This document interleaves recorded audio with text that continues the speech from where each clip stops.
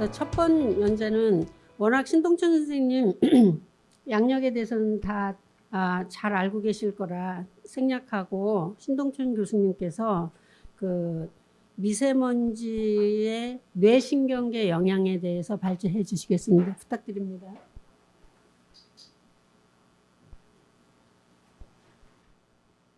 예, 안녕하세요. 반갑습니다.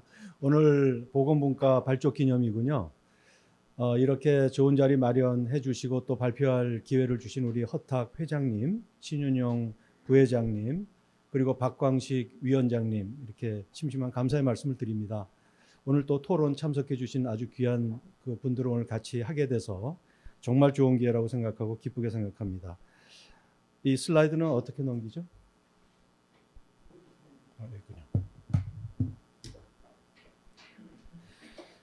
뭐 이제는 다 알게 됐지만 예전에 정말 설마 이럴까. 그러니까 1980년대에는 대개 미세먼지가 여기까지 가지 않느냐 이렇게 생각을 했어요. 호흡기. 그러다 90년 오면서 심혈관, 동맥경화, 혈전 90년이죠. 심장내과나 심장 분야에서도 전혀 그런 얘기 없을 때예요. 근데 그런 얘기가 있을 때 이제 기자들도 많이 관심 가졌는데 우리가 에비던스가 없어서 충분히 설명을 못 했는데 그러면서 이제는 뭐가 됐어요? 상식이 됐죠. 네. 그리고 2000년 넘어오면서 뇌에 대한 얘기가 나와요. 그런데 이렇게까지 우리가 봐야 되는구나 했는데 지금은 그 연구 결과들이 마운팅하고 있어요. 산적하고 있습니다. 그래서 왜냐하면 이제 너무 이 컨버스션 그 연소 과정이 세련되고 발달하다 보니까 더 작은 먼지가 나오는 거예요.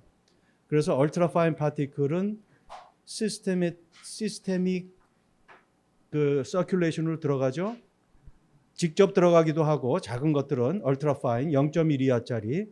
그런데 1 마이크론 이하짜리는 허파과리까지 깊숙이 갈 수 있기 때문에 거기에서 염증을 일으켜서 사이토카인이 또 혈액으로 들어가서 대개 1 마이크론, 서브 마이크론 레벨은 이러한 그 시스테믹 이펙트를 일으킨다고 보면 됩니다.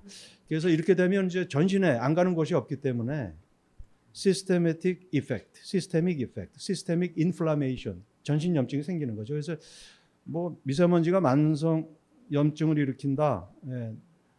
만병의 근원이다 이렇게 봐야 됩니다. 뇌에서부터 전부 호흡기, 심장, 당뇨, 오토이뮨 여기까지 가고 최근에는 그 아이들, 태아에 대한 거 요새 태어나서 한 번도 숨도 안 쉬어본 아이의 태아의 브레인에서 블랙카본이 엄청나게 발견됐다는 거 최근에 우리 네이버에도 떴더라고요. 번역돼서 기사가 떴고 최근에 또 온 게 하나 있는데 전 세계의 사산의 50% 정도는 미세먼지로 설명을 하게 될 거 하게 뭐 한다. 최근에 뉴스가 나왔습니다. 그래서 이 태아부터 노인까지 lifelong 그 Origin of Disease and Health라는 오래된 의학의 가설이 있습니다. 그래서 이 질병이라는 거는 그때 생기는 거보다는 쭉 축적돼서 생기는 거고 그 에이지 스펙트럼에서 취약해서 나타나는 것이 질병이 돼서 보여지는 거죠. 그래서 어린아이 그다음에 청소년기까지는 레스피레토리 호흡기 그리고 이제 카디오베스큘라 캔서 뉴럴로직 이펙트 이렇게 이어지고 사망에 이르게 되는. 그래서 어린아이들은 뭐 천식, 아토피, 주의력 결핍, 광해 행동 장애 뭐 이거 다 알죠. 근데 이 질병을 말씀드리려는 게 아니라 이건 너무 잘 알기 때문에 이거 이외에 어린이나 청소년에서 간과하기 쉬운 게 호흡기의 성장이 안 된다는 겁니다. 거더만이라는 아주 그 남가주 대학에 여기 보시면은 이렇게 한 이분이 거더만이에요. 그래서 뭐 중국 TV하고는 인터뷰를 한 것 같아요. 이게 남가주 대학 예방의학부 대단한 거죠. 그래서 아까 그 연구가 8년간 추적 조사한 건데 1,759명. 그거를 계속 추적 조사해가지고 2000년 중반까지 2010년 중반까지 했어요. 그래서 이거 보여드리려는 건데 여기 보시면은 대기오염이 남가주 캘리포니아 유명하잖아요. 그래서 1990년대 중반에는 우리 예전에 서울에 굉장히 나빴을 때보다 조금 더 나빠요. 그래서 이 정도 30까지 막 가고 그랬는데 연평균. 클린에어 액트를 잘 해가지고 2010년 중반은 반으로 낮췄어요. 폴루션을. 그랬더니 호흡 기능의 비정상 low lung function, 호흡 기능의 비정상이 7.9에서 3.6, 반 이하로 낮춰져요. 아주 뚜렷한 에비던스입니다. 이 굉장히 오랜 기간을 팔로우업 해가지고 같은 집단을 대상으로 해서 비포 애프터를 했기 때문에 이거가 뭐 완전히 개인적인 변수를 다 완벽하게 조사하지 않았다 하더라도 굉장히 그 인과관계를 우리가 인정할 수 있다라고 요건 생략하겠습니다. 그래서 이렇게 호흡기가 성장하지 않으면 나중에 노인이 돼서 만성 폐쇄성 폐질환에 한 4배 정도 이렇게 제가 계산을 해봤습니다. 이렇게 더 걸릴 수가 있고, 그 다음에 이 더컬이라는 사람이 유명하잖아요. 그 랜드마크 스터디의 주인공이고 93년에 NEJM의 대기오염과 사망에 대한 논문을 하버드 6시티 스터디를 가지고 15년간 된 자료를 가지고 실었죠. 네. 그리고 나서 계속 나오고 있는데 그분이 이 거더만의 연구를 보고 너무 감탄해가지고 또 이 NEJM의 에디토리얼을 실었어요. Cleaner air, bigger lung. small lung으로 자라게 되면 결국은 성장하면서 어른이 돼서 심폐질환도 나빠지는 걸로 이어지고 더 노인돼서는 COPD, 만성폐쇄성 폐질환으로 간다. 그리고 이러한 일들은 현재 미국의 대기오염 기준치 이하에서 일어나고 있는 일들이다. 미국의 현재 기준치가 12입니다. 우리나라 15죠. 아직 달성 못하고 있지만 12 이하에서도 일어나고 있는 일이다.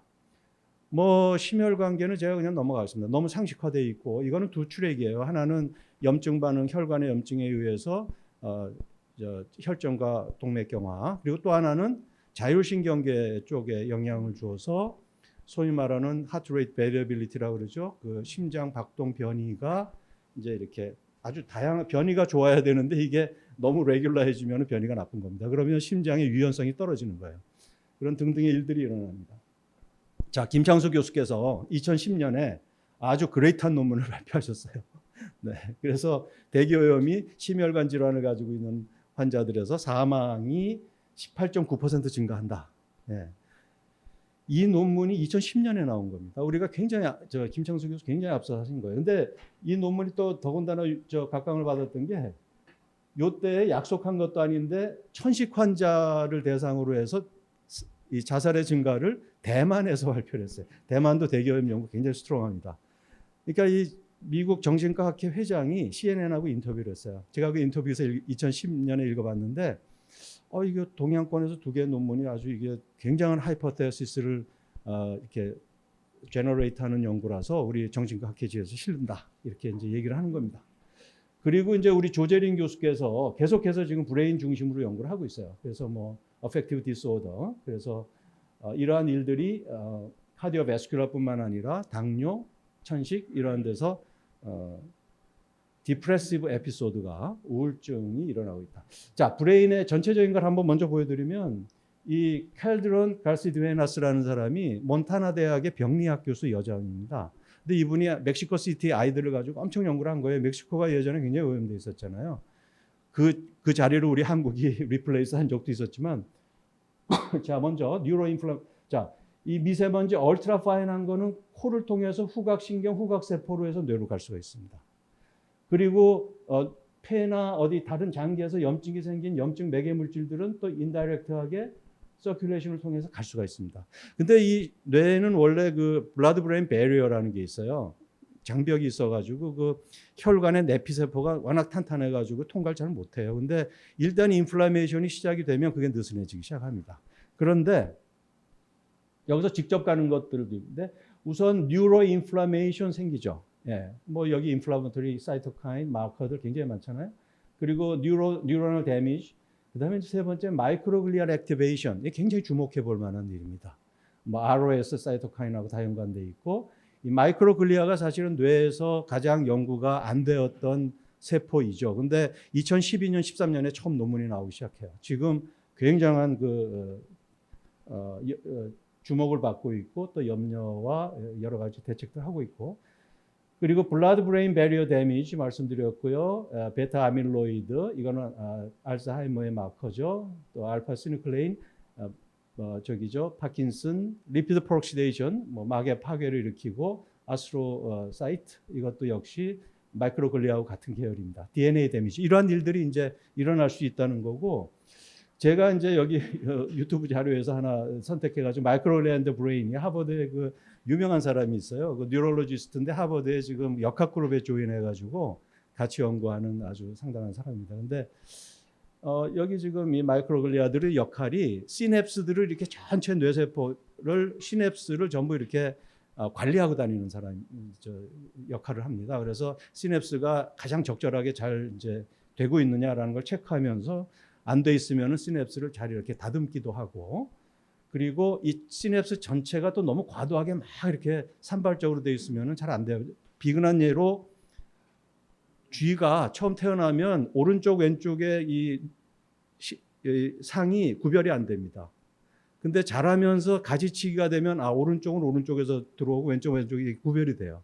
이 가지치기가 돼야 이게 스칼핑 프루닝이라고 얘기를 합니다. 그래서 근데 제가 왜 이 말씀을 드리냐면 태어나기 전에 뇌세포는 다 잘 생겨서 나와요. 그런데 청소년기를 거치면서 프루닝, 스칼핑, 패터닝 이러한 일들이 지속적으로 이루어져야만 뇌성장이 되고 인지성장이 되는 겁니다. 이것도 굉장히 못지않게 중요한 부분이기 때문에 여기 보시면은 이것도 여기 지금 이렇게 됐는데 태어나서부터 마일리네이제이션, 이거는 신경 속도, 전달 속도를 증가시키는 거잖아요. 프루닝, 그리고 시냅토제네시스 이러한 일들이 계속해서 일어나서 이 소야라는 사람은 란셋의 애돌레센스를 25가지 이렇게 제시를 한 적이 있어요. 그러니까 뇌가 자라는 걸 25살까지다, 24살, 5살까지다 뭐 이런 얘기를 합니다. 이 컵 메디슨이라는 데가 아주 그 MRI나 이런 걸 가지고 뇌 연구를 엄청나게 하는 곳인 것 같아요. 자, 그래서 여기서 또 나온 얘기를 보면 아주 어릴 때는 그냥 이렇게 즉각 보는 것만 하죠. 보고 느끼고 하는 것만 하는데 그 다음에 자라면서 그것을 인테그레이션하고 또 이모션이나 커그니티브 컨셉이 생기고 그 다음에 이제 사춘기가 되면서 어떤 보상 심리라든지 과정이라든지 또는 소셜 아이덴티티 고민 좀 하잖아요. 그리고 더 이제 커지면 성장하면 이모셔널 레귤레이션 할 수 있죠. 내가 내 감정 조절할 수 있고 그다음에 지금 롱텀 플래닝도 하고 인생 설계도 하고 또 이러한 그 추상적인 사고도 할 수 있는, 그랬을 때 뇌의 그레이 매터들이 이렇게 생긴다는 겁니다. 이게 시냅스나 그 여러 가지 그 뇌세포가 생기고 나서 성장하면서 뇌가 성장하는 거예요. 그러니까 이 뇌성장에서는 6세 내지 10세, 호흡기 성장에서는 5세 내지 11세를 굉장히 크리티컬한 에이지로 봅니다. 그래서 그때 미세먼지 노출로부터 보호가 되게 중요합니다. 그리고 여기 지금 보면 이게 41년인데 이때 폴리오 바이러스가 여기 코로 들어와서 여기 올팩터리 벌브에서 만나요. 벌브에서 만나는데 벌브가 요 뒤에 있습니다. 요 뒤에. 이렇게 해서 뇌까지 가는 거를 41년에 폴리오 바이러스 가지고 연구를 했어요. 보니까 뭐 전달 속도도 나와요. 1시간에 2.4mm 간다. 그리고 이제 계속 뭐 폴리오도 하고 그다음에 여기 물질들을 가지고 했는데 이제 오버도스터라는 사람, 로체스터 대학에 있는 이분이 미세먼지의 이제 원조입니다. 그래서 이것을 이제 전부 동물 실험을 통해서 이런 현상을 밝혔고요.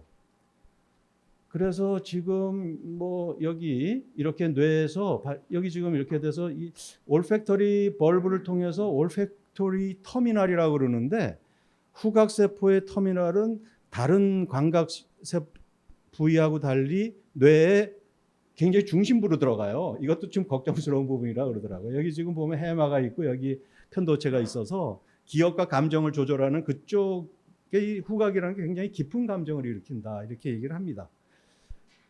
그리고 여기에 지금 미세먼지가 있다라는 걸 전부 이것도 역시 가르시디아너스 교수, 병리학자 이분이 멕시코 아이들을 오톱시를 했어요. 오톱시를. 그거 좀 이따 나옵니다. 제가 여기까지 말씀드렸는데 제가 이제 이 하버드 대학의 조엘 스왈츠라고 굉장히 유명하잖아요. 아실 겁니다. 그리고 또 한 사람 정말 대단한 사람이 프란치스카 도미니치라는 사람인데 하버드 대학 전체의 데이터 애널리시스 센터의 소장입니다. 이 사람들이 이제 엄청난 그 데이터를 2000년부터 16년까지 17년간 데이터를 6,300만 명 메디케어 파퓰레이션 전체를 하고 미국 전역을 대기오염 노출을 1km 그리드로 측정 에스티메이션해요. 이것은 그 새틀라이트에서 그 에어로졸 데이터, 에어로졸 덴시티를 재고 그리고 모니터링, 리저널 모니터링 데이터 그리고 랜드 유즈 데이터 이 세 가지를 가지고 시뮬레이션 하는 겁니다. 그래서 이 논문을 읽어보면 이 사람들이 이걸 시뮬레이션 하는데 너무 빅데이터라서 컴퓨터가 안 돌아가요. 그래서 이 사람들이 새로 수식을 개발합니다. 그래서 보니까 파킨슨이 100만 명, 알츠하이머가 340만 명인데 이 사람들을 가지고 해보니까 결국 초미세먼지 5 증가할 때마다 파킨슨과 알츠하이머가 똑같이 13% 증가했어요. 뚜렷한 겁니다. 아주 통계적으로 유의하고 제가 이 논문을 보면서 역학을 전공하지 않는 사람들은 뭐 역학이니까 뭐 좀 더 두고 봐야지 이럴 수 있지만 이거를 역학에서 조르 하츠나 도미니츠 이런 사람들이고 하고 한 방법을 읽어보면 여기에서 이 충격을 안 받을 수가 없습니다. 이거는 뭐 정말 대단하다. 근데 여기서 또 하나 알 것은 이 12 이하, 미국 기준치가 10이라 그랬잖아요. 12 이하의 로우 익스포저를 보니까 더 스티프예요. 이게 대기오염의 지금 저 미세먼지 일반적인 현상입니다. 네. 14%, 18% 이렇게 증가했잖아요. 자, 이것은 이제 논문 굉장히 많아요. 근데 오늘 정말 몇 개만 짧은 시간에 보여드릴 수밖에 없는데 제가 이건 이제 공학하는 사람들한테 강의할 때 이러한 논문들이 지금 의학이나 보건학 분야에서 이렇게 막 최고의 저널에만 실리는 게 아니라 이제는 EST에 이게 정말 임팩트 있게 실린 거예요. 이것도 역시 갈시 드베나스 그리고 아일라라는 사람은 대기 공학자예요. 캘리포니아에서 수십 년간 해온 관록이 있는 사람인데 이 사람들이 이렇게 해서 뉴로디제너티브 디지즈 일으킨다는 건 이제 이거 읽어보면 아마 상당히 전체적으로 파악할 수 있고 그 다음에 그 멕시코 말씀을 드렸는데 정말 멕시코에서 134명의 아이 30세 이하 대부분 어린아이들도 많아요. 이런 애들을 죽은 이유가 되게 사고 뭐 타살 자살 뭐 굉장히 다양합니다.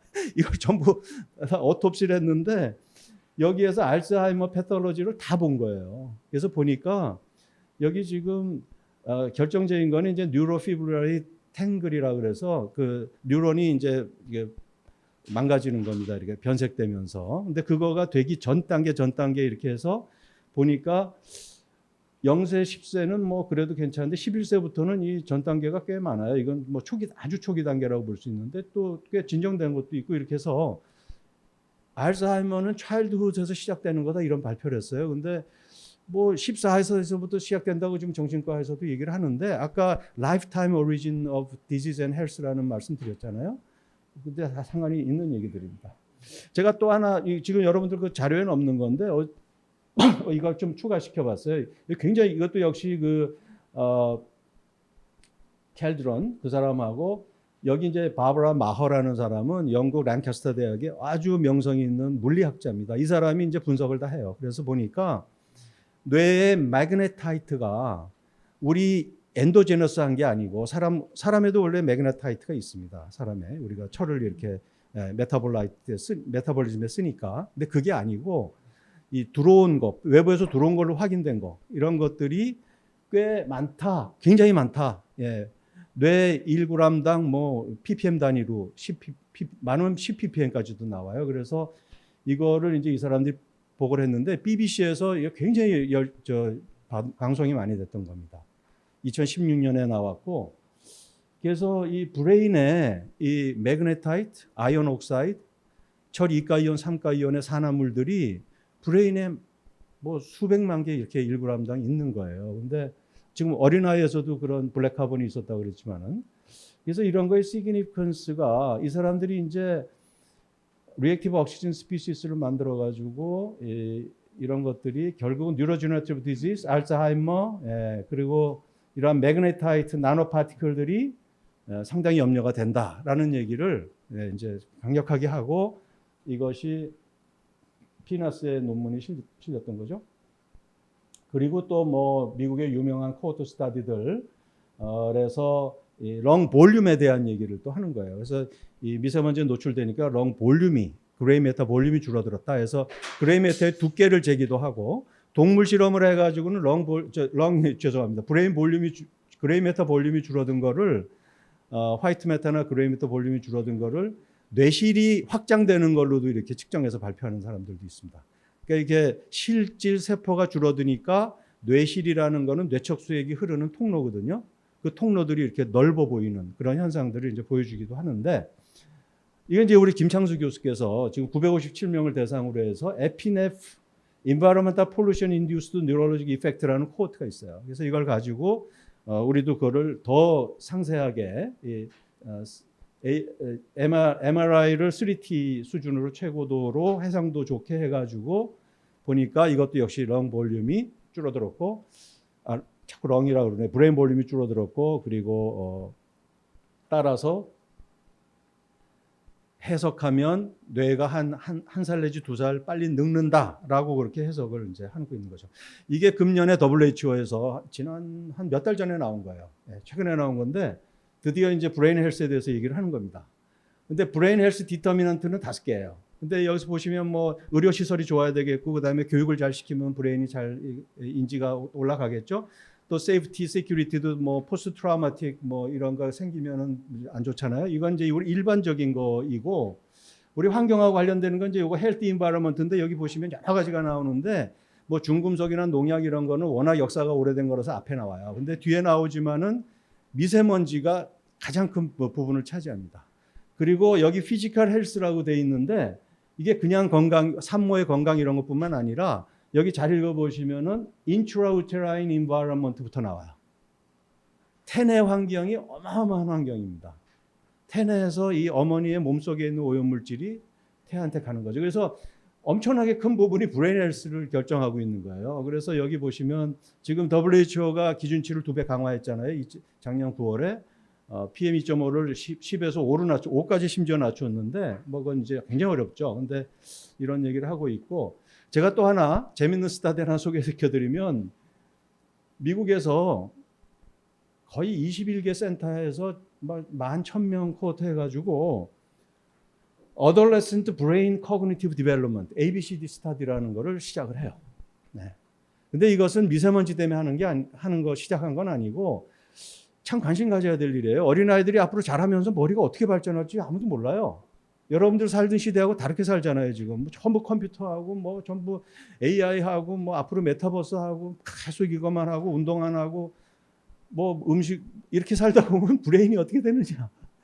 토탈리티를 가지고 연구하는 거예요. 아이들에 대한. 아이들의 라이프 스타일, 아이들의 브레인하고 관련되어 있는 여러 가지 일들, 학습까지 포함해서 이런 애들을 2년에 한 번씩 전수 MRI를 찍어요. MRI를. 뭐 라이프 스타일, 뭐 병력 조사하는 건 기본이고, 그래서 보니까 이거 굉장한 스타디더라고. 그래서 21개 센터, 유명한 대학들은 다 들어가 있고 9세에서 10세에서 시작해가지고 성인 될 때까지 이걸 보겠다는 거예요. 11,880명. 근데 여기서 제가 또 하나 찾은 게, 이 하버드 졸스라스 도미니치 이 그룹이 야 이거 참 잘 됐다. 여기다가 2를 하나 얹히면 되겠다. ABCD 2로 가자. 그래서 이걸 전수 21개 센터는 못하지만 자기들하고 이렇게 네트워킹 되는데 몇 개에서 시작을 한 것 같아요. 그래서 이게 지금 쫙 깔리니까 2년에 한 번씩 MRI 하죠. 다 조사하죠. 근데 거기다가 이 사람들이 지금 이미 구축해 놓은 미국의 1km, 2km 그리드의 익스포저 모델이 있잖아요. 예. 엄청난 그 시뮬레이션 결과로 나온 거. 예. 그렇기 때문에 야 이게 나오면은 진짜 뭔가 더 우리가 확실하게 될 거다 이런 생각을 한다. 제가 여기까지 뇌에 대해서 했는데 이제 조금 그 아시겠지만은 로우 도즈의 문제를 좀 얘기를 좀 할게요. 그 자마에 2017년에 이렇게 됐잖아요. 이 도즈 리스 이것도 역시 6,300만 명 아까 그 코호트 가지고 한 겁니다. 그래서 보니까 20에서 되게 이렇게 꺾여가지고 더 안 올라가요 사망이. 그러니까 우리가 사실은 중저농도에서의 관리를 잘 해야지 국가 정책으로서 의미가 있는 거죠. 그래서 WHO에서 나와 있는 최근에 작년에 그것도 뭐 나왔는데 리스크 커뮤니케이션이라는 그 리스크 커뮤니케이션 책이 있습니다. 거기 그것도 제가 리뷰어로 참여를 했었어요. 거기 보면 고농도의 에피소드 관리도 필요하지만은 매일매일의 미세먼지를 줄여서 관리하는 것이 헬스 베네핏을 맥시마이즈 하는 거다. 이렇게 돼 있습니다. 그러니까 우리는 대부분 여기서 살고 있거든요. 여기서 사는 이쪽을 줄여주면은 훨씬 그게 효과가 되지, 이쪽이 될 때까지 기다렸다가 이거 와야 액션을 취하는 건 아무것도 아닙니다. 그래서 이제 하버드에서 그 even low level of air pollution can harm heart, lung in elderly 이런 말도 했고요. 그 다음에 이제 최근에 그 작년에 WHO에서 미세먼지를 2배로 강화한 게 이 캐나다 스타디예요. 이 5를 여기서부터 본 거, 5에서 꺾여가지고 이렇게 된다는 거거든요. 근데 생각해 보세요, 여러분들. 이러한 연구 결과는 우리나라나 중국에서 나올 수 있는 게 아니잖아요. 5에 근접한 그런 시츄에이션이 돼야 나오는 거잖아요. 그래서 보니까 코호트 스타디가 지금 어마어마해요. 미국이 도미니치, 하버드 6천만 명, 캐나다가 800만 명, 유럽이 우테리트 대학을 중심으로 해서 2,800만 명의 코호트가 있어요. 그래서 여기서 정말 오랫동안 연구하는데 여기 지금 에버리지가 7에서 15예요. 애뉴얼 에버리지가. 그러니까 미세먼지는 사실은 선진국에서 연구를 해서 더 그 사람들의 그 데일리 리덕션을 이루어가는 어떤 투자의 근거로 만들려고 하는 거가 더 맞습니다. 그리고 이러한 큰 연구를 서포트하는 데가 HEI라는 데인데 거기에 대해서는 제가 나중에 기회가 있으면 좀 말씀드리도록 하겠습니다. 그래서 미국에서도 뭐 NEJM에 이렇게 더 강화해야 된다는 얘기를 했고, 그 다음에 작년에 WHO가 그 미세먼지를 강화했는데 여기 강화한 그 과정들 쭉 보면 상당히 그 아주 로지컬하고 정말 사이언티픽해요. 그래서 롱텀, 쇼텀 정했는데 그 기준치만 보고 그냥 이렇게 했구나라고 넘어갈 문제가 아닙니다. 여기 보면 거기에 따로 한 챕터가 Good Practice Statement라는 게 나와요.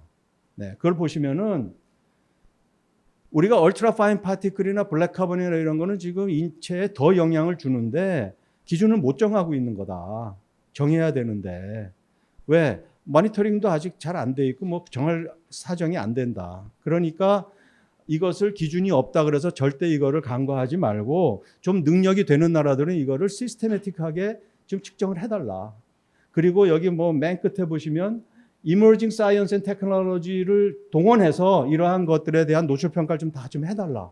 그래야 좀 선진국에서 해야 이런 것들이 나와서 앞으로 또 될 수 있는 건데 우리나라 OECD 국가에서 지금 앞서가는 나라인데 이거 해야 됩니다. 네, 의무감을 가지고 하셔야 될 거예요. 그래서 이 Good Practice Statement가 있다라는 거를 반드시 우리가 알고 WHO 기준치 뭐 초미세먼지 강화 여기서 끝나는 문제가 절대 아니다. 그러면 왜 이렇게 우리가 얼트라 파인에 대해서 관심을 가져야 되느냐? 뭐 PM은 줄어들었죠. 근데 트래픽 디라이브드 나노파티클은 더 늘어난 거 아닙니까? 그래서 여기 보시면은 이것도 굉장히 유명한 미국의 굉장히 유명한 그 사람이죠. 그 여자 학자이신데 이분이 조사한 자료 제가 하나 따왔는데 여기 보시면 1.0 이하, 특히 0.1 이하 이렇게 보면 전부 엘리먼터리 카본, 오르게닉 카본, 금속 이런 것들이에요. 그러니까 정말 요 부분 파란색 부분이 이제 우리가 진짜 인체에 들어왔을 때 중금속이나 발암물질이나 카본이 들어오는 거고 이거보다 1에서 2.5까지는 이제 그 아이온이 중심이죠. 아이온. 그러니까 이것을 이제 에어로졸로 하늘에서 이제 그 포메이션 된 거죠. 이게 사실은 저희가 이러한 데이터들을 한 10여 년 전부터 도로변 측정을 꽤 했습니다.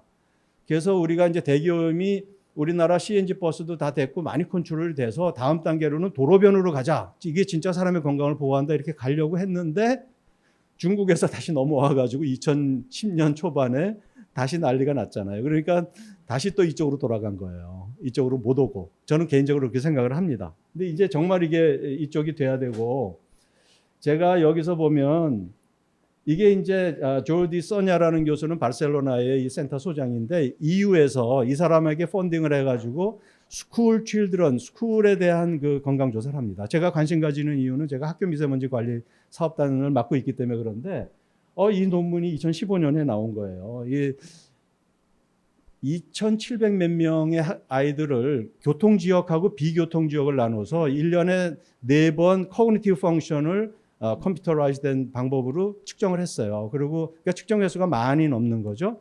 이 많이 넘는 측정을 해가지고 보니까 이렇게 코그니티브 디벨롭먼트가 이렇게 뚜렷이 차이가 납니다. 아이들의 그 워킹 메모리라고 그래요. 그러니까 단기 기억 능력이죠.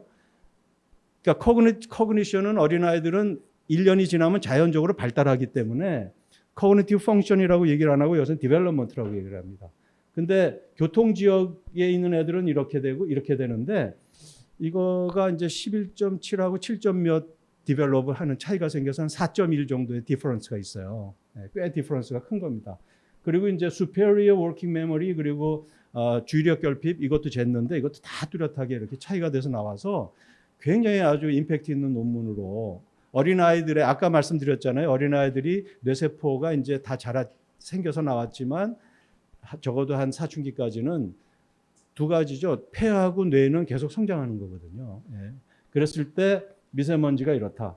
이제 끝으로 시간이 안 남아 얼마 없어서 우리 연구소에서 사실은 거의 한 15년쯤 전인 것 같아요. 연세대학교에 이거 안병원 짓기도 전 사진이잖아요. 예. 그래서 이게 이제 우리가 얼트라 파인 파티클을 제대로 측정할 수 있는 SNPS라는 기계입니다. 이거 이제 정확하게 잴 수 있는 거고 여기에서 러시아어에는 대개 1큐빅 센티미터에 그러니까 여러분들 엄지손톱만한 크기에 10만 개 내지 만 개 내지 10만 개의 파티클이 있는 거죠, 개수로. 그래서 이러한 파티클들은 가스에서 나와서 컨덴세이션이 된 거잖아요. 더 학술적인 용어로는 뉴클레이션 과정을 거친다고 합니다. 그런데 그래서 요즘 EPA에서도 CPM을 우리가 이제 관리해야 된다는 얘기가 나왔어요. CPM은 일반 PM하고 달리 컨덴서블 PM. 그러니까 가스가 응축이 돼서 PM이 되는 요 모드를 얘기하는 겁니다. 그래서 이 CPM 관리가 지금 포커스가 되고 있습니다. 그래서 우리가 또 이것은 이제 우리 병원 여기 지금 치과병원 옆에 길에서 무디를 설치해 가지고 이때 굉장히 열심히 했어요. 1년 내내 했어요. 뭐 매일 한 건 아니지만 사계절 뭐 일주 가서 5일 다 하고 그랬는데 우리 보면 자동차가 어떤 자동차들이 들어왔는지도 부스에서 자료가 다 나오고 했는데 PM의 매스 포션이 반 이상이 0.1에서 1.0이라는 겁니다. 도로변은. 그러니까 1.0이면은 서브 마이크론이면은 전부 사이토카인 만들고 또 더 작은 것들은 혈액으로 직접 들어갈 수 있는 사이즈들이 도로변에는 반 이상이 있는 거예요, 이미. 예. 그리고 여기 병원이니까 이제 주말에는 차가 적게 와요. 그래서 윅데이하고 윅엔드가 이렇게 차이가 나는데 차이가 나는 부분도 1.8 이하예요. 예. 그리고 자동차 대수도 계산해서 보니까 이렇게 뚜렷이 차이가 나요. 이것도 중요한 거는 1.0 이하에서 이렇게 차이가 나요. 그러니까 정말 얼트라 파인 파티클이 도로변에서 자동차에 의해서 이렇게 달리 노출이 되고 있다는 거예요. 그리고 스모크하고 넌 스모크 데이도 이렇게 되고. 예. 그래서 여기까지인데요. 제가 여기 지금 이 자료를 더 분석해서 우리가 중금속도 분석을 했어요. 납, 캐드뮴, 네. 그리고 철을 분석을 했습니다. 아까 기억나세요? 바바라 마허 교수, 매그네타이트 철을 분석했는데 철은요 다른 중금속보다 10배, 20배 높이 나와요. 당연히 그렇겠죠. 우리가 철을 얼마나 많이 소재로 쓰고 있습니까? 근데 이 철 파티클들이 마이크론 사이즈일 때는 그런 대로 뭐 어떨지 모르겠는데 내노 사이즈가 되면 이거는 정말 걱정스러운 거고 ROS를 만드는 아주 가장 대표적으로 교과서에 나오는 물질 아닙니까? 철이. 예, 이과 3과에서 트랜지션 메탈이잖아요. 그래서 이게 나노 사이즈가 돼서 셀 서피스에서 충분히 염증을 일으킬 수 있는 건데 우리가 철에 대해서 이게 뭐 유해할까 이렇게 생각하는데 제가 하여튼 한 20년 전부터 이거 철 이거 그냥 두면 안 되는데라고 지금 생각하고 살아온 지가 한 20년 됐습니다. 자, 하여튼 뭐 어떻게 될지 앞으로 여러분들이 많은 연구를 같이 좀 해보시고 우리 교실에서도 김창수 교수와 조재린 교수를 중심으로 해서 굉장히 많은 관심을 가지고 있습니다. 시간을 너무 많이 잡아먹어서 네. 감사합니다. 감사합니다, 신 교수님.